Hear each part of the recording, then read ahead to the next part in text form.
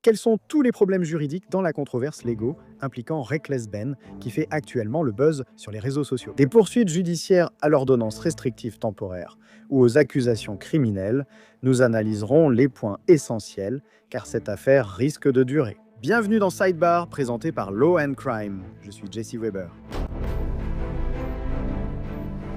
Tout le monde aime une histoire de réussite autodidacte, mais John Morgan dit que ce n'est pas comme ça que ça marche dans la vraie vie. Le grand John Morgan tout le monde dans son nouveau livre Life is Luck. Le fondateur de Morgan Morgan parle franchement du rôle que la chance joue dans la réussite et de la façon de reconnaître une opportunité lorsqu'elle se présente. Et cette graine a juste eu de la chance. De la distribution de journaux enfants à la création du plus grand cabinet d'avocats spécialisé dans les dommages corporels aux États-Unis, Morgan évoque les moments décisifs. C'est un guide pour aborder la vie, la chance et, en fin de compte, le succès. Ce n'est pas une autre autobiographie de milliardaire plein de conseils clichés. C'est honnête, direct et riche d'enseignements pour transformer la chance, bonne ou mauvaise, en quelque chose de plus grand. J'espère que les gens le liront et l'apprécieront. Achetez Life is Luck dès maintenant sur Amazon à forcethepeople.com/life ou forcepeople.com/life is luck. La saga très virale et très compliquée de Lego Star Wars avec Ben Schneider continue et nous l'avons couverte à chaque étape. Mais pour l'instant, nous allons faire quelque chose de différent. Nous souhaitons aborder la loi et les questions juridiques essentielles de cette affaire, car elles détermineront la suite, n'est-ce pas? Il s'agit d'une affaire à la fois criminelle et civile, soulevant des questions juridiques pour Ben et d'autres. Je vais d'abord vous rappeler certains points. Alors suivez-moi, nous allons tout revoir. Tout cela tourne autour d'un différend concernant une collection de Lego Star Wars apparemment très précieuse. Tout commence avec Brian Mansell, dont le père aurait investi dans une grande collection de Lego, estimée à plus de 200 000 $ pour financer les études de ses petits-enfants. Bien que certains rapports disent qu'elle vaudrait moins. La collection a apparemment été mise en dépôt-vente dans un magasin Bricks and Minifigs à Salem, dans l'Oregon, en 2023. Apparemment, la propriétaire d'origine de ce magasin était Crystal Law. Nous en reparlerons, car le magasin vendait les ensembles et prenait une commission. C'est comme ça que ça fonctionnait. La société Bricks and Minifigs aurait déclaré que cela violait les règles de la franchise. Crystal Law n'aurait pas dû accepter cela. En 2024, le magasin aurait apparemment fermé. Les détails à ce sujet sont même contestés. Selon un reportage du Salem Business Journal, Crystal Law affirme avoir contacté le siège pour éventuellement vendre le magasin et, soudainement, le siège est intervenu le jour même et a repris le magasin. Le PDG de Bricks and Minifigs, Amon McNeff, explique que les propriétaires ont reçu une offre d'emploi à l'étranger qu'ils voulaient accepter, mais ils devaient encore des centaines de milliers de dollars. Crystal Law affirme, en gros, que le siège l'a expulsé de manière abusive et a pris le contrôle de son entreprise. Elle aurait finalement intenté un procès. Maintenant, Mansell aurait dit quelque chose comme « Écoutez, je veux juste récupérer le reste de ma collection qui n'a pas été vendue, ou bien 80 000 $, 420 000 $. » Maintenant, les nouveaux gérants du magasin, apparemment Joshua Johnson et Brandon Best, auraient déclaré que les ensembles Lego ne sont pas ici. Selon le Salem Business Journal, un an après avoir conclu cet accord de consignation avec Crystal Law, Mansell envoie un avis de résiliation à Johnson, disant qu'il n'a pas été payé pour les ventes du mois et qu'il n'a pas été autorisé à venir inspecter l'inventaire. Et finalement, il semble proposer à Mansell des ensembles récupérés qui valent entre 2 000 et 5 000 $, ce que Mansell aurait refusé. Donc, Mansell et sa famille n'obtiennent apparemment pas les Lego. Ils ne reçoivent pas l'argent non plus. Et selon le Salt Lake Tribune, les dossiers du tribunal allèguent que pendant des mois, il avait déposé des rapports de police, publié des avis négatifs et aurait harcelé les nouveaux gérants. C'est ce qui est allégué. C'est alors que le youtubeur Reckless Ben intervient. Plus tôt cette année, Ben Schneider, le podcasteur d'investigation. Et il se rendrait apparemment dans l'Utah, où Johnson Best LLC a son siège, ou bien il va chez Johnson.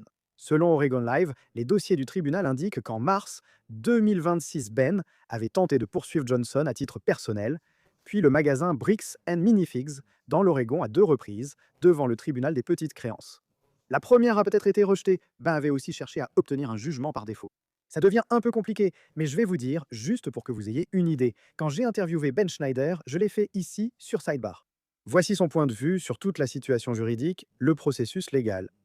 Quand l'action en justice a-t-elle été intentée? Quelle a été la première chose que vous avez faite lorsque vous avez pris contact avec cette famille qui, je crois, vient de l'Oregon? Quelle a été la première chose que vous avez faite? J'ai écouté son histoire, puis dit: D'accord, j'ai entendu votre version, je veux maintenant la leur. Je suis entré dans le magasin et elle a appelé la police, prétendant que je la harcelais. Et elle a dit, vous me harcelez. Alors que tout ce que j'ai fait, c'est que, de la manière la plus polie possible, j'ai dit, hé, je pense que mon ami a des Legos dans votre magasin. Il a demandé à les récupérer et vous l'avez accusé d'intrusion. Je voulais juste savoir si je pouvais les prendre pour lui. Elle appelle alors l'autre et dit qu'elle est harcelée, puis le 911 affirmant ne pas pouvoir entendre ça. Il y a un fou ici qui me harcèle, et voilà comment ça s'est passé, je suppose. Et quoi? Et c'était quand ça? Parce que c'est différent de toutes les images de caméras piétons qui sont sorties dans, tu sais, les médias. Ouais. En Oregon, la police ne porte pas de caméra piéton car ce n'est pas obligatoire. Je n'ai donc pas pu obtenir d'image de caméra piéton pour cet état. Mais ça, c'était vraiment à la toute fin. C'était genre un des derniers jours de septembre, probablement le 29 septembre, je dirais, en 2025. Et oui, c'est là que tout a commencé. Je suppose, quand l'action en justice a-t-elle été intentée? La première. Donc, en fait, on a intenté un procès et ensuite, ils ont fini par fermer tout le magasin. Donc, finalement, ça n'a pas vraiment marché. Je pense qu'ils ont fermé le magasin pour éviter de nous payer. Donc, s'ils ferment le magasin et qu'on ne peut plus poursuivre la SARL, on les poursuivra à titre personnel, tu vois? Et donc, cette action en justice a probablement été intentée quelques jours avant que j'aille en Oregon, je dirais. En somme, vous ne pouviez même pas porter l'affaire devant un tribunal, la faire examiner par un jury, ni la plaider. Ils ont fermé le magasin, il n'y avait plus rien à faire. Donc vous avez décidé d'aller dans l'Utah maintenant pour confronter Monsieur Johnson, n'est-ce pas? Et expliquez-nous ce qui s'est passé là-bas. C'est une longue histoire. Avant de faire approuver une affaire au tribunal, il faut d'abord avoir une discussion de bonne foi pour régler ça à l'amiable. Et je veux dire, chaque État est différent, mais au tribunal du comté de Marion, dans l'Oregon, c'est leur procédure, je suppose. Vous devez prouver que vous avez tenté de résoudre le problème hors tribunal avant qu'il ne soit soumis à un juge. Donc, je vais chez Josh pour essayer d'en discuter avec lui. Genre, hey, on ne veut pas t'emmener au tribunal, est-ce qu'on peut régler ça comme des adultes? Et il appelle les flics contre moi et il me laisse partir, bien sûr, parce que je n'ai rien fait d'illégal. Et puis je me dis, bon, eh bien, on a eu la discussion de bonne foi pour régler ça à l'amiable. Mon dossier au tribunal est accepté. Donc l'étape suivante, c'est de lui faire signifier les actes. Je ne peux pas les lui signifier moi-même parce que je suis impliqué dans l'affaire. Mais du coup, j'ai littéralement juste mis ça dans ma story Instagram. Et j'ai dit, hey, est-ce que quelqu'un veut m'aider avec une vidéo? Et quelqu'un m'a contacté. Et je me sentais un peu mal de l'envoyer là-bas toute seule parce que c'est une fille qui va voir ce type déséquilibré, un vrai cinglé qui, littéralement la veille, avait fait une fausse déclaration. On pense qu'il a faussement affirmé qu'on avait de l'héroïne dans notre voiture, car on avait déjà subi une fouille de 3 heures la veille. Ce type est instable. En fait, on a découvert plus tard que c'était bien que je l'ai rattrapé parce qu'il avait dit qu'il allait tirer sur la prochaine personne qui mettrait les pieds sur sa propriété ou quelque chose comme ça. Il a dit ça à la police. Donc, en gros, j'étais assis dans la voiture à côté de lui. On a eu la permission de la police. On a demandé, hey, est-ce qu'on peut faire ça? On restera dans la rue. On paie des impôts, tu sais, donc on a le droit d'être dans la rue, sur le trottoir. Et quand il sortira, on lui remettra ses papiers. Et la police a dit, oui, pas de problème. Tant que vous êtes dans la rue, ne bougez pas. Toi, Ben, n'entre pas chez lui. On attendait qu'il sorte, puis la fille lui donnait ses papiers du tribunal. Mais avant, il nous a envoyé les flics. Au début, les flics étaient là genre, OK, je vois ce que vous faites, c'est légal. Ils partent. Ils rappellent les flics contre nous. Je pense que les flics ont fini par partir et revenir pendant 2 ou 3 heures, jusqu'à ce que finalement Josh ait convaincu la police que c'était une fausse procédure judiciaire. Et on voit ça dans les images non censurées de la caméra piéton. Il dit, je crois qu'il a dit que c'est 1 milliard, 1 million de milliards, 1 trillion de fois faux. C'est ce qu'il a dit, dans ses mots exacts. Et maintenant, il a complètement convaincu le département de police que c'est une fausse procédure judiciaire. Donc, l'officier de police va en fait appeler le tribunal, il vérifie que c'est une vraie procédure judiciaire. Et après ça, c'est là qu'ils m'ont arrêté, je suppose. Oui, les images de la caméra piéton montrent les interactions avec Ben et d'autres personnes apparemment liées à lui. Même le gars qui aurait essayé d'aller chez l'un des responsables sous prétexte d'une réunion religieuse. C'est ce qu'on vous demande depuis les États-Unis. Nous suivons simplement les instructions du gouvernement. Il ne veut pas du document. Il n'est pas mentionné dans le document. Voilà, je vous le rends. On nous a demandé de vous interdire l'accès au lieu. D'accord. Je fais que rester ici. Vous avez des armes ou quelque chose comme ça sur vous? Non. C'est dommage de vous retrouver ici. Qu'est-ce que vous voulez dire? Vous êtes en état d'arrestation en ce moment, pour harcèlement. Il m'arrête parce que ce type a volé plein de Lego. Donc, selon les rapports de police et les images des caméras piétons, Schneider a été arrêté 2 fois par la police d'American Fork, accusé de délits mineurs de harcèlement et de manifestations ciblées devant un domicile. Et puis dans une autre affaire, il a été accusé de troubles à l'ordre public et d'intrusion illégale en lien avec un incident survenu le 10 décembre 2025. En mai, Ben publie une série de vidéos qui devient virale, des millions de vues à propos de toute cette situation. Il a essentiellement accusé une entreprise, c'est une entreprise Bricks and Minifigs, de vol. Il a affirmé que la police essaie de les protéger. Maintenant, il y a eu quelques développements juridiques. Donc Bricks and Minifigs a fini par engager une action en justice contre Schneider, Mansell et d'autres. Cela inclut 13 chefs de demande. RICO, donc association de malfaiteurs, diffamation perceux, diffamation, fausse déclaration préjudiciable, complot civil, ingérence délictuelle, harcèlement civil, nuisance, intrusion, fait de causer intentionnellement une forte détresse émotionnelle, enrichissement sans cause. Demande de jugement déclaratoire et d'injonction, et allégations de la société selon lesquelles Ben et Mansell auraient prétendument coordonné cette vaste campagne médiatique multiplateforme qui n'était pas destinée à découvrir la vérité. Ils soutiennent qu'il ne s'agissait pas de reportage, mais d'extorsion visant à obtenir de l'argent et à nuire à la marque et à la réputation de l'entreprise. Cela a été fait pour l'argent, un canular commercial très lucratif visant à générer des clics, collecter de l'argent sur GoFundMe et augmenter les abonnés sur Patreon. Ils disent que ce n'était pas du journalisme d'investigation, mais que cela dépassait les limites, mentionnant aussi du matériel de tombola falsifié et un faux Guinness World Record Style Award.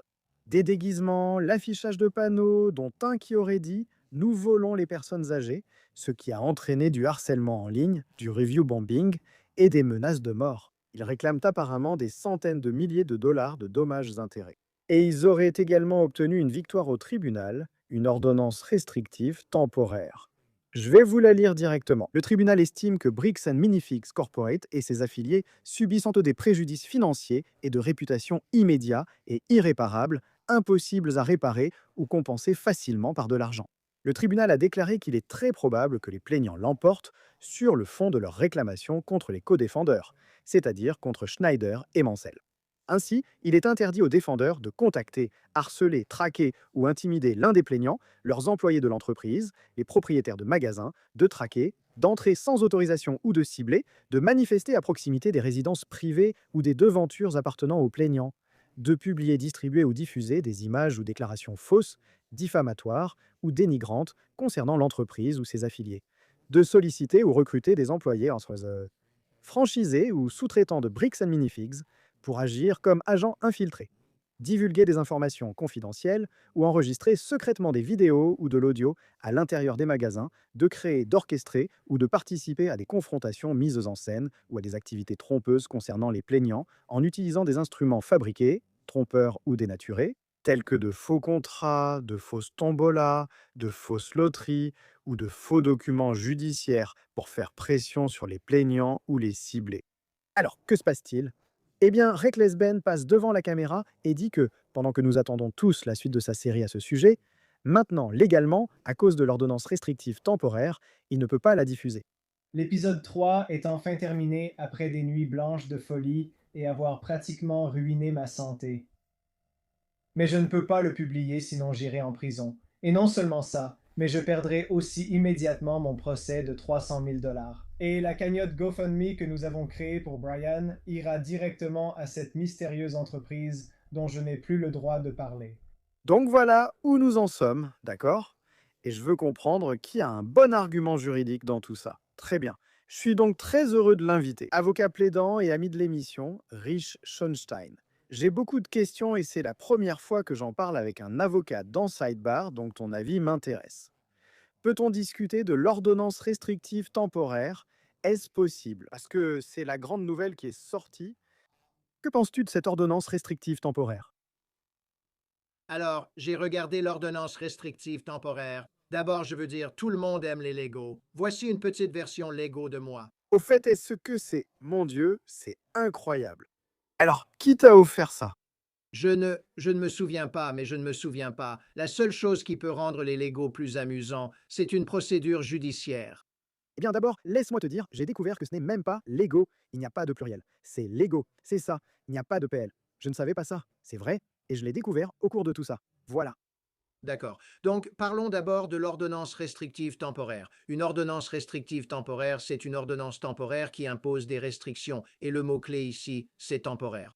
Elle n'est en place que jusqu'à ce que le tribunal puisse tenir une audience sur l'injonction préliminaire et prendre une décision sur la demande d'injonction préliminaire après avoir examiné toutes les preuves. Et si le tribunal le souhaite, après avoir entendu des témoignages de vive voix, des témoins, des documents. Donc c'est une mesure provisoire, mais l'ordonnance restrictive temporaire ici accorde vraiment une protection très large, y compris, vous savez, ne pas faire, ne pas intimider de témoins ou ce genre de choses, mais aussi ne pas faire de déclarations publiques et essentiellement exiger la suppression de certains de ces contenus vidéo d'après ce que je peux voir. Et tout cela se fait sans exiger de caution, ce qui est aussi intéressant. Pouvez-vous expliquer cela? Que voulez-vous dire? En général, lorsqu'on obtient une ordonnance restrictive temporaire ou une injonction préliminaire, il faut déposer une caution. Le tribunal exige que vous versiez de l'argent pour garantir au défendeur une indemnisation pour tout dommage si, en fin de compte, il est décidé que l'injonction est illégale ou n'aurait pas dû être prononcée. Et donc, si le défendeur risque d'être lésé, on demanderait au plaignant de déposer une somme d'argent qui pourrait être versée au défendeur si cela s'avère être le cas. Mais ce tribunal a dit qu'aucune caution n'était requise. Nous allons vous accorder l'injonction. Nous ne voyons pas en quoi cela pourrait nuire à qui que ce soit, et donc nous n'allons pas exiger de garantie du tout. Lorsque le tribunal évoque la probabilité de succès et le bien fondé, ne dit-il pas en somme Reckless Ben, tu vas perdre? Oui, c'est essentiellement ce qu'ils disent. Pourquoi pense-t-il cela? Pourquoi le tribunal penserait-il cela? Donc, je ne suis pas assez au fait de cette affaire pour comprendre cela. Je vois que la plainte ici fait 95 pages et comporte 13 chefs de demande. Il y a la diffamation, il y a le RICO, il y a d'autres chefs de demande. Et le tribunal a dû estimer qu'il y avait quelque chose de substantiel dans les allégations qui étaient avancées.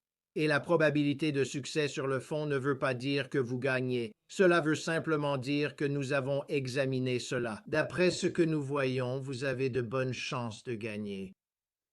Pour être clair, des ordonnances de restriction temporaire sont parfois accordées, mais même si l'affaire va au procès, cette partie peut quand même perdre. Donc il est toujours possible que Briggs Minifigs et Johnson puissent perdre ce procès, même s'ils ont obtenu l'ordonnance de restriction temporaire au début, n'est-ce pas?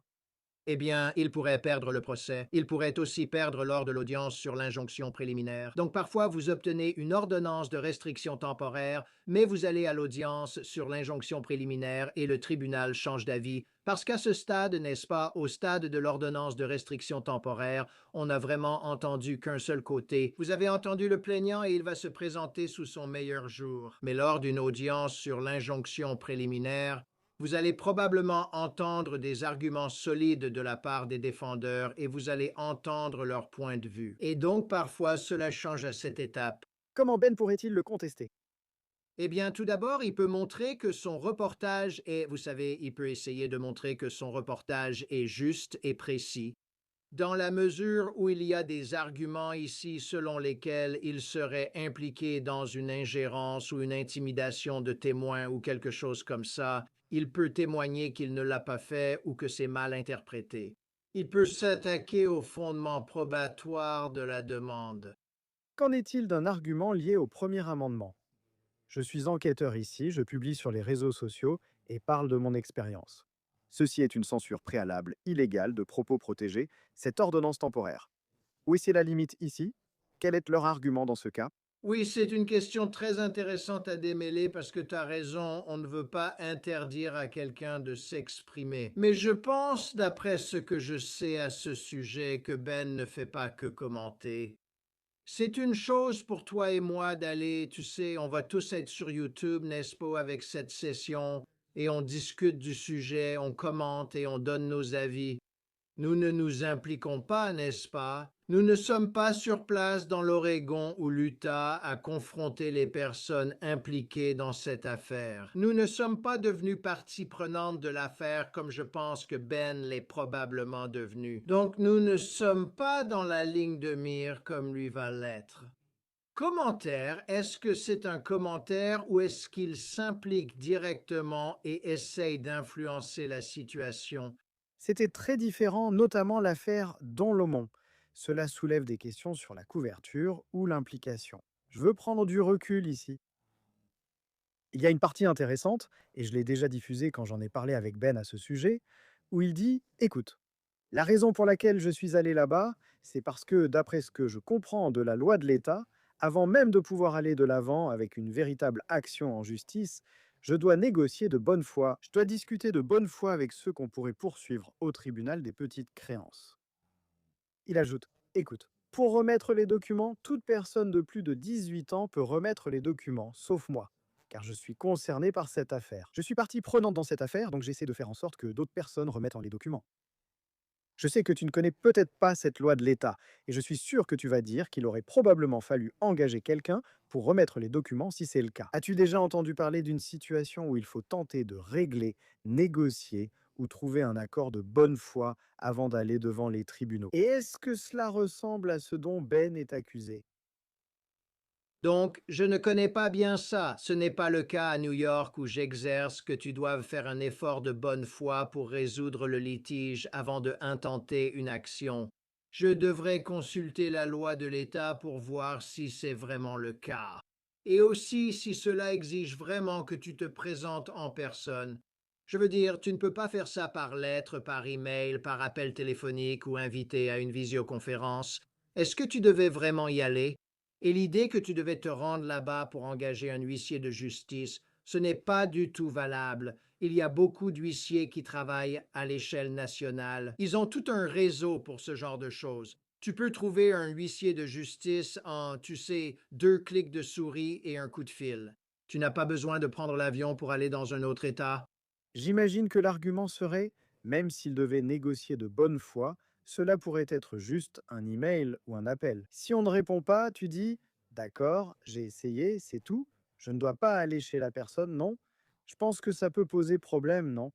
Oui, je ne vois aucune loi qui dit que tu dois sonner à la porte de quelqu'un en 2026. Je serais vraiment choqué si c'était le cas. Je veux dire, s'il était censé le contacter, il devait bien y avoir d'autres moyens de le faire. Et certainement, dans une situation où tu t'attends à être repoussé, ça ne sert à rien d'aller jusque-là.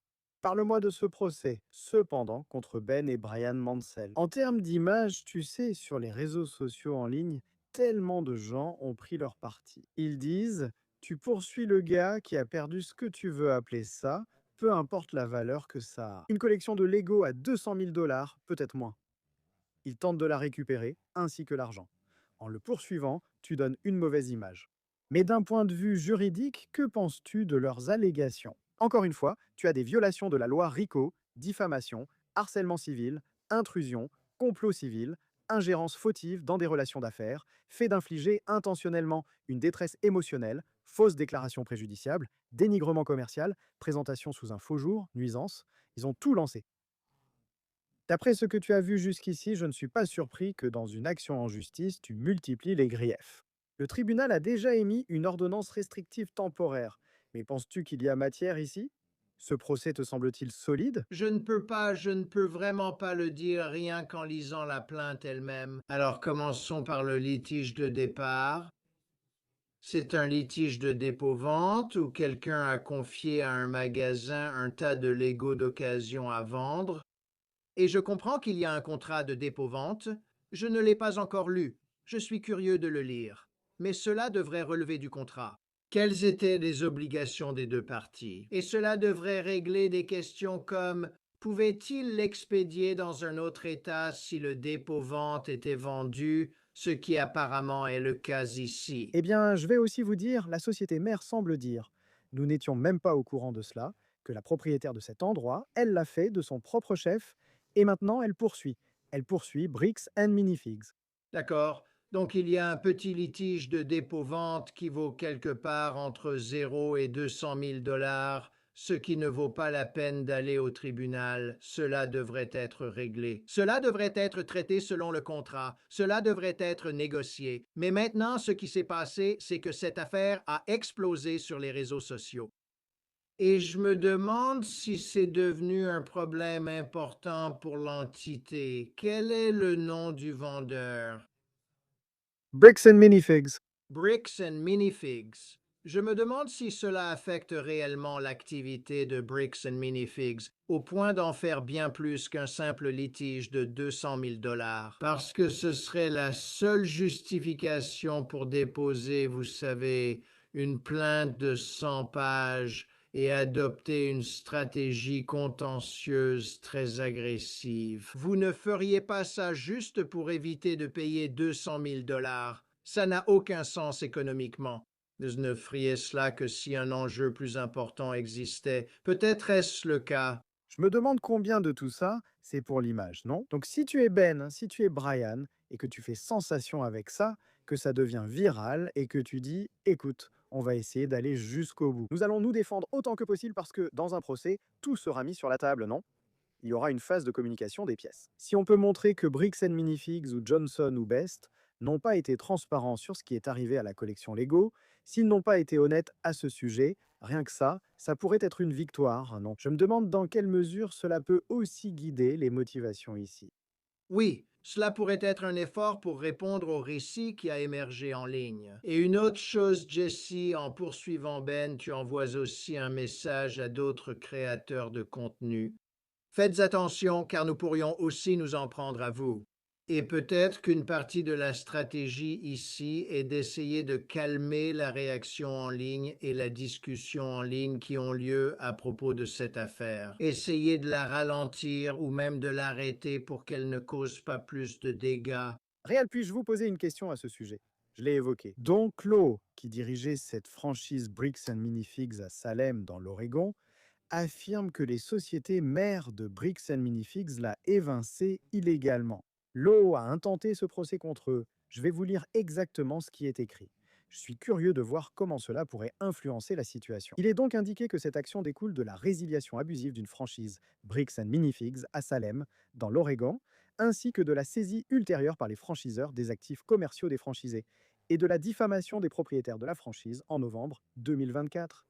Bam! Bricks and Minifigs, sans motif valable, a brusquement résilié la franchise, changé les serrures, pris le contrôle du magasin et de tout son stock. Les prétendus manquements invoqués par BAM comme prétexte étaient des problèmes créés par BAM lui-même et avaient été corrigés ou abandonnés. BAM n'a pas transféré le compte bancaire ni le bail commercial aux plaignants comme requis, causant les problèmes de paiement ensuite invoqués comme motif de résiliation liés à la faillite du magasin.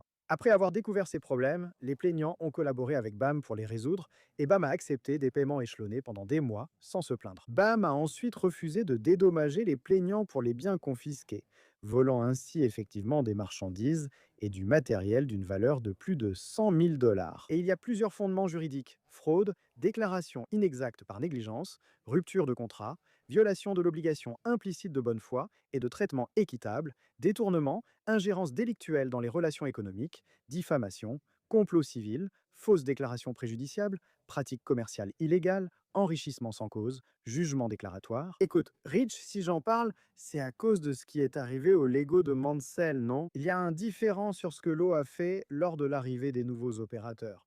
Ont-ils fait quelque chose avec eux? Donc il y avait ce procès dont je ne pense pas qu'on puisse faire abstraction, qui pourrait jouer un rôle dans toute cette histoire. Oui, cela pourrait absolument jouer un rôle dans l'ensemble de l'histoire. Et je pense que tout le monde veut la réponse à la question. Ça devrait être facile. Si vous êtes un dépôt-vente et que vous recevez des marchandises, alors vous tenez des registres de ce qui est vendu, quand, à qui et pour combien. Et si c'est obligatoire, il devrait y avoir un registre de l'inventaire que vous transférez au nouveau propriétaire. Et si le nouveau propriétaire l'emmène d'un État à un autre, il devrait y avoir un registre de cela. Mais si ces litiges avancent, il y aura une phase de communication des preuves très étendue pour essayer d'accéder aux livres et aux registres et vraiment comprendre ce qui s'est passé, probablement brique par brique, ce qui s'est passé ici avec la marchandise. Permettez-moi de vous demander brièvement pour Ben. Risque-t-il des poursuites pénales? S'il viole une ordonnance restrictive temporaire en publiant ou en parlant, peut-il aller en prison? Bien sûr, c'est possible. Je veux dire, un juge peut ordonner quoi? Ce qui se passerait s'il y avait une violation d'une ordonnance restrictive temporaire, c'est que la partie qui a obtenu l'ordonnance, le plaignant ici, irait au tribunal et déposerait une requête dans un premier temps, simplement pour faire appliquer l'ordonnance restrictive temporaire et pourrait demander au tribunal des sanctions. Vous savez, un tribunal peut imposer des sanctions pécuniaires. Un tribunal peut constater le non-respect d'une ordonnance du tribunal, peut déclarer quelqu'un en violation de cette ordonnance, et dans la plupart des États que je connais, s'il y a non-respect d'une ordonnance du tribunal, un tribunal peut envoyer quelqu'un en prison pour l'inciter à se conformer. Maintenant, je n'ai jamais vraiment vu quelqu'un aller en prison pour ne pas avoir respecté une ordonnance du tribunal dans une affaire civile comme celle-ci. Bien que j'ai déjà connu des affaires où cette menace a été brandie, où on en est au moins arrivé là. Et les vraies accusations criminelles contre lui, pour l'instant, si j'ai bien compris, ce sont surtout des délits mineurs, non? Comme trouble à l'ordre public et intrusion. Manifestation devant un domicile. Il a également mentionné, je crois, qu'il pense qu'il pourrait faire face à des accusations de crime à l'avenir. 2 points à ce sujet. Pensez-vous que, vous savez, la police d'American Fork est sortie et a essentiellement dit «Nous enquêtions. Voici ce que nous avons vu». Il y a des images de caméras piétons. Je ne sais pas si vous l'avez vu, mais ils disent donc que ces actes, ou les actes qui lui sont reprochés avec d'autres, constituent cela, n'est-ce pas? Ils ne l'ont même pas inculpé, cela ne concerne pas la falsification de documents. Le débat portait sur l'authenticité des documents judiciaires à remettre, mais ce n'était pas le sujet. C'était plutôt les actions présumées qu'il aurait prises à l'égard de Johnson. Alors, que penses-tu des accusations auxquelles il fait actuellement face? Et vois-tu la possibilité que des accusations criminelles soient retenues contre lui? Je ne sais pas. Il y a tellement de choses à analyser ici parce qu'on a toute cette sorte d'interaction intéressante autour d'American Fork. Les forces de l'ordre et l'argument selon lequel ils font cela pour soutenir une entreprise locale, tu sais, une entreprise de l'Utah, peut-être d'une manière un peu trop agressive.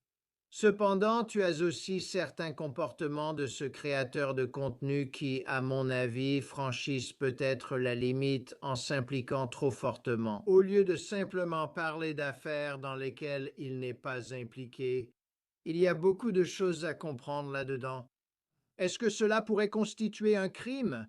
Je veux dire, cela dépend de la mesure dans laquelle il a commis une intrusion ou un trouble à l'ordre public, ou s'il a menacé des gens, cela pourrait-il être un crime?